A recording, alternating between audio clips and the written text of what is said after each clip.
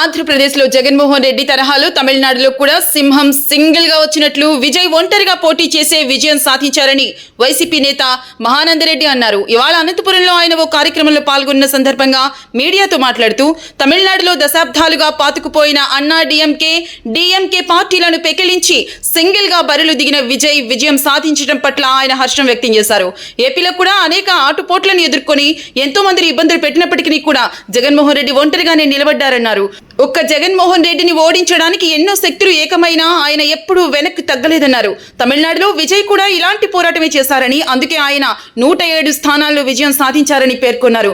జగన్మోహన్ రెడ్డిపై నిత్యం విమర్శలు చేసే టీడీపీ కానీ జనసేన నాయకులు కానీ ఒంటరిగా 175 నియోజకవర్గాల్లో పోటీ చేసి గెలిచి చూపించాలని సవాల్ విసిరారు. తమిళనాడులో దాదాపుగా 5 దశాబ్దాల పాటు డిఎంకే పార్టీ అన్నా డిఎంకే పార్టీలో మర్రి చెట్టు ఏ విధంగా అయితే విస్తరించుకొని పోయి ఉంటుందో అదే విధంగా గత 50 సంవత్సరాలుగా ఈ పార్టీ ఆ పార్టీ తేడా వ్యవస్థలన్నీ నడిపిస్తున్నాయి. దీన్ని ఆ వ్యవస్థను ఈనాడు టీవీకే విజయ్ ఒక ప్రపంచంలా మారి 234 సీట్లలో పోటీ చేసి 108 సీట్లు మ్యాజిక్ ఫిగర్కు దగ్గరగా వచ్చి ఆగిపోయిన పరిస్థితి. ఆయన ఒంటరిగా సింహం ఏ విధంగా అయితే పోరాడుతుందో ఆ విధంగా ఒంటరిగా అటువైపు డిఎంకే అన్నా డిఎంకే పార్టీలన్నీ పుస్తులు పెట్టుకున్నా ఇలా సింహం సింగల్గా వస్తుంది అనే నినాదంతో ప్రజలకు మంచి సంక్షేమ పథకాలు అందిస్తా, ప్రజలకు సుపరిపాలన అందిస్తా అని చెప్పి ఏ ఒక మాటతోటి ప్రజల్లోకి వచ్చి ప్రపంచం సృష్టించడం జరిగింది. ఆయనకు శుభాకాంక్షలు తెలియజేస్తూ అదేవిధంగా గతంలో 2004లోను 2009లో రాజశేఖర రెడ్డి గారు చేవేల నుంచి ఇచ్చాపురం వరకు పాదయాత్ర పెట్టుకుని సింహం సింగిల్గానే వస్తుంది, ఏ ఒక్క పార్టీలతోనూ పొత్తులు ఉండవు, గెలుపైనా ఓటమైనా నాదే బాధ్యతని 2 సార్లు ప్రభుత్వాన్ని 2004 నుంచి 2009 వరకు 2009 నుంచి 2014 వరకు కాంగ్రెస్ పార్టీ అధికారంలోకి తీసుకొని వచ్చి ఎన్నో సంక్షేమ కార్యక్రమాలతో పాటు అభివృద్ధి కార్యక్రమాలు చేపట్టిన నాయకుడు, అదేవిధంగా ప్రాజెక్టులు చేపట్టిన నాయకుడు దివంగత మహానేత వైఎస్ రాజశేఖర రెడ్డి గారు. ఆ మహానేత 2009లో మరణించిన తర్వాత తరుణంలో ఆనాడు కాంగ్రెస్ పార్టీ పెద్దలు ఢిల్లీ దురహంకారం యొక్క పోకడలకు పోయి ఒంటెత్తు పోకడలతో ఈ ఆనాడు రాజశేఖర రెడ్డి అభిమానులు రాష్ట్రంలో 100,000 మంది ఆయన అభిమానులు చనిపోతే ఆయన మరణాన్ని జీర్ణించుకోలేక 1000 మంది చనిపోతే ఆ యొక్క ఎవరైతే మరణాలు జరిగినాయో ఆ యొక్క కుటుంబ సభ్యులను నేను ఓదారుస్తాను అని చెప్పి నల్లకాలలో ఒక మాట ఇచ్చి ఓదార్పు యాత్ర మొదలుపెట్టినప్పుడు ఆనాడు ఢిల్లీ పెద్దలు సోనియా గాంధీ ఉత్తరాది దురహంకారంతో ఆనాడు ఓదార్పు యాత్ర చేపట్టకూడదు, నువ్వు అందరినీ ఒకసారి కూర్చోబెట్టి వాళ్ళు ఓదార్చి పంపి అంటే లేదు మా రాష్ట్రంలో ఈ సంప్రదాయం కాదు, మా రాష్ట్రంలో ఏ సంప్రదాయం అయితే ఉందో ఈ తెలుగు వాళ్ళ సంప్రదాయం ఏదైతే ఉందో అదే సంప్రదాయాన్ని నేను కంటిన్యూషన్ చేస్తా, ఓదార్పు యాత్ర మొదలుపెట్టి ప్రతి కుటుంబాన్ని పరామర్శిస్తానని చెప్పి ఆనాడు ఓదార్పు యాత్ర మొదలుపెట్టినప్పుడు ఎన్నో ఇబ్బందులు పెట్టి కేసులు గురి చేసి ఆనాడు కాంగ్రెస్ పార్టీని పూర్వవైపు తీసుకొచ్చిన మహానేత మీదనే కేసులు పెట్టి కాంగ్రెస్ పార్టీ దురహంకారాన్ని నీచ సంస్కృతిని చూపిందని చెప్పి ఈ సందర్భంగా తెలియజేసుకున్నా. ఆ రాజశేఖర రెడ్డి మహానేతను స్ఫూర్తిగా తీసుకున్న వైఎస్ జగన్మోహన్ రెడ్డి గారు 2009-2010 సంవత్సరంలో ఆ పార్టీకి రాజీనామా చేసి 2011 ఎలక్షన్లలో సింహం సింగల్గానే వస్తాదని చెప్పి ఒక్క సీటుతో ఎంపీగా పోటీ చేసి 5 లక్షల పైచులకు ఓటు సాధించి మన భారతదేశంలోనే 2వ రికార్డు నెలకొల్పినాడు. అదేవిధంగా 2012 బై ఎలక్షన్లలో రాజశేఖర రెడ్డి కాంగ్రెస్ పార్టీకి రాజీనామా చేసి మళ్ళా పోటీ చేస్తే అందులో 90% మంది ఎమ్మెల్యేలను గెలిపించుకున్నాడు. తర్వాత 2014 ఎలక్షన్లలో తెలుగుదేశం పార్టీ ప్రభుత్వం ఆనాడు చంద్రబాబు నాయుడు 600 హామీలు ఇవ్వడమే కాకుండా ఒక బీజేపీతోనూ ఒక పవన్ కళ్యాణ్తోనూ పొత్తు పెట్టుకొని ఒక జగన్మోహన్ రెడ్డిని ఒక యువ నాయకుడిని ఆనాడు అంతమంది పోరాడితే కూడా 67 సీట్లలో 67 సీట్లు తెచ్చుకొని బలమైన ప్రతిపక్ష నేత కలివాడి ఆనాడు తెలుగుదేశం పార్టీ అవలంబిస్తున్న ప్రజా వ్యతిరేక విధానాలను పోరాడి వీరోచితంగా పోరాడి పాదయాత్ర చేసి మళ్ళీ 2019లో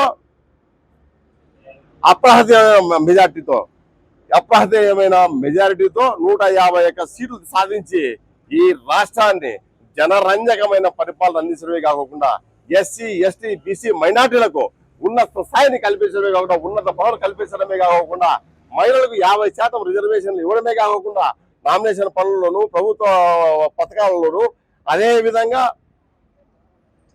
నామినేటెడ్ పదవుల్లోనే కాకుండా ఈ వర్కుల్లో కూడా నామినేషన్ వర్కుల్లో కూడా 50% అందరికీ ఇచ్చిన ఘనత ఏకైక నాయకుడు జగన్మోహన్ రెడ్డి గారు.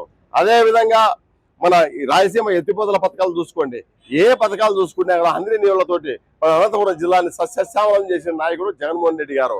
ఎన్నో సంక్షేమ పథకాలను అమలు చేయడమే కాకుండా వృద్ధాప్య పెన్షన్లు అయితేనేమి, గ్రామ సచివాలయం అయితేనేమి, అదే విధంగా ఆరోగ్యశ్రీ పథకాలు అయితేనేమి, అదే విధంగా ఫీజు రియంబర్స్మెంట్ తో పాటు ప్రతి ఒక్క మహిళలకు బీసీ మహిళలకు 50,000తో పాటు కాపు నేస్తంతో పాటు ఇట్లా ఎన్నో నేసే వాళ్ళకి చేదోడు కావచ్చు, ఎన్నో పథకాలు అవలంబించి ఈ రాష్ట్రాన్ని జనరంజకమైన పరిపాలన, మరి ముఖ్యంగా నాడు నేడు స్కూల్ చాలా జనరంజకమైన పరిపాలన అందించడంతో పాటు నాడు నేడు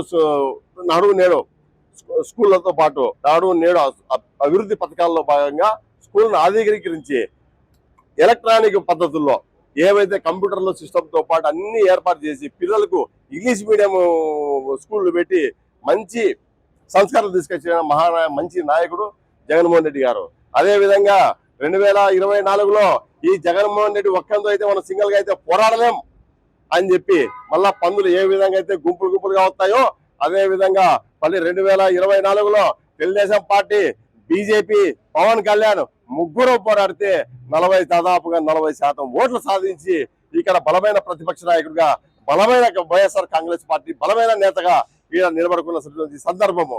అయితే దీన్ని స్ఫూర్తిగా తీసుకున్న నాయకుడు, దీన్ని స్ఫూర్తిగా తీసుకుని టీవీకే విజయ్ అక్కడ వచ్చేసి డిఎంకే పార్టీలను, అన్నా డిఎంకే పార్టీలను కూకటి వేర్లతో పెగిలించి ఈ రోజు 108 సీట్లు సాధించినాడు.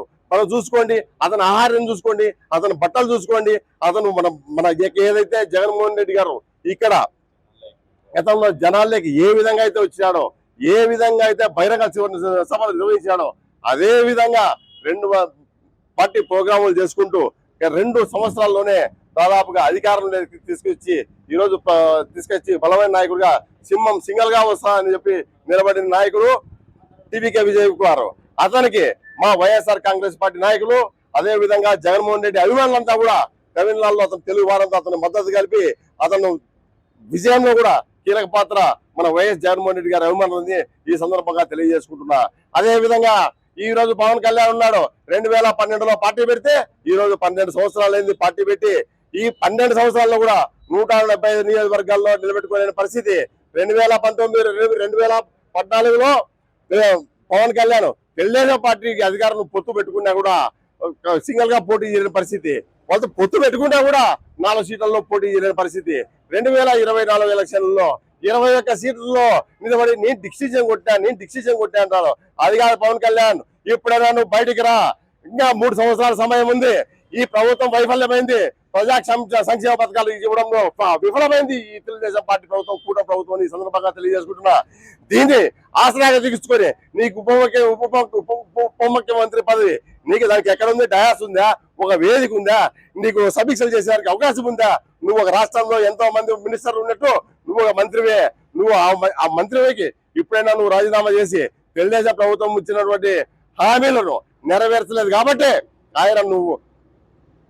ఆయన హామీలను నీ ఎజెండా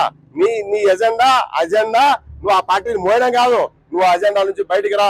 నువ్వు తెలుగుదేశం పార్టీ ఏదైతే అజెండా మోస్తున్నావో ఆ అజెండా నుంచి బయటకు వచ్చి 175 నియోజకవర్గాల్లో నీ పార్టీకి పునర్వైపు తీసుకురా, గ్రామ స్థాయిలోకి తీసుకురా. నువ్వు 2029లో సింగిల్ గా పోరాడు. ఎంత శాతం వచ్చినా కూడా నువ్వు మొగోడి మాదిరిగా నిలబడతావు అని చెప్పి ఈ సందర్భంగా తెలియజేసుకుంటున్నా. అదే విధంగా పవన్ కళ్యాణ్ మీకు ఒక్కరిమే కాదు, ఈడ సింహం వైఎస్ జగన్మోహన్ రెడ్డి, ఆంధ్రప్రదేశ్ లో సింహం ఈడ జగన్మోహన్ రెడ్డి. అదే విధంగా తమిళనాడులో సింహము టీవీకే విజయ్. అదే విధంగా నువ్వు సింహం మాదిరి తయారవుతావా, పందులు గుంపుల మాదిరి తయారవుతావా నువ్వే తెలుసుకోవాల్సిన పరిస్థితి నీ దగ్గర ఉంది. ఈ రోజు నీకు అవకాశం ఉన్నది. బయటకు వచ్చి పోరాడే అవకాశం ఉన్నది. నువ్వు ఒక్కరివే కాదు, నీకు 3 అన్నదమ్ములు ఉన్నారు. మేము 3 అన్నదమ్ములు వచ్చి పోరాడండి, గ్రామ స్థాయిలోకి వచ్చే పోరాడండి. 2029 పొత్తుల్లో కాదు, నువ్వు సింగిల్ గా పోరాటం చేసి సింహం సింగిల్ గా వస్తుందని చెప్పి ఈ సమాజానికి, ఈ ఆంధ్రప్రదేశ్ ప్రజానికానికి నువ్వు సందేశం ఇవ్వాలని ఈ సందర్భంగా తెలియజేసుకుంటున్నా. అదే విధంగా మనం అనంతపురం జిల్లా చూసుకుందాం. ఈ తెలుగుదేశం పార్టీ కూటమి ప్రభుత్వం అధికారంలోకి వచ్చాక ఎత్తిపోతల పథకాన్ని నిలిపివేయడమే కాకుండా అందులో ఆ కాలంలో లైనింగ్ వేసి ఇక్కడ ఎంతో మంది రైతులు త్యాగాలు చేసి భూములు ఇస్తే ఆ కాలంలో ఆ భూముల యొక్క కాలంలో నీళ్లు పోతున్నా కూడా ఒక సుక్క నీళ్లు వాడుకోలేని పరిస్థితి. ఈనాడు నువ్వు లైనింగ్ వేసిన ద్వారా భూగర్భ జలాలు అడగట్టుపోయినాయి. భూగర్భ జలాలు అడగట్టుపోయడమే కాకుండా ఈ కరువు జిల్లాలో రైతులు పొట్టగట్టుకొచ్చి చిక్కే పరిస్థితి ఉంది. ఈసారి వర్షాలు లేవు, ఇక్కడ కూలీలు కావచ్చు, ఇక్కడ రైతులు కావచ్చు వలసపోయే పరిస్థితి ఉంది. కాబట్టి ఇమ్మీడియట్ గా మీరు చెరువులు ఆధునీకరించడంతో పాటు కాలువ చెరువులు పునరుద్ధరించడంతో పాటు చెరువులకు నీళ్లు ఇచ్చి ఈ నియోజకవర్గాలే కాకుండా అనంతపురం జిల్లాకు దారి తీర్చాలని ఈ సందర్భంగా తెలియజేసుకుంటూ ఇప్పటికైనా పవన్ కళ్యాణ్, ఇప్పటికైనా జగన్మోహన్ రెడ్డి గారిని, అదే విధంగా టీవీకే విజయ్ కుమార్ ని స్ఫూర్తిగా తీసుకొని వాళ్ళ తర్వాత బుద్ధి తెచ్చుకొని నువ్వు 2029లో సింగిల్ గా పోరాడు. నీకు 20 సీట్లు వచ్చినా, 30 సీట్లు వచ్చినా, 40 సీట్లు వచ్చినా, అధికారంలోకి వచ్చినా మాలాంటి వాళ్ళు సంతోషపడతాం తప్ప నువ్వు ఇంకోరు ఊడిగం చేసి ఇంకోరు అజెండాను మోసేదానికి తయారైతే ఈ రాష్ట్ర ప్రజానిక్షం నిన్ను క్షమించదని చెప్పి నేను తెలియజేసుకుంటూ, సొంత మేనిఫెస్టో తయారు చేసుకో, నీ యొక్క అజెండా తయారు చేసుకో, నువ్వు ప్రజల్లోకి రమ్మని ఈ సందర్భంగా తెలియజేసుకుంటున్నా.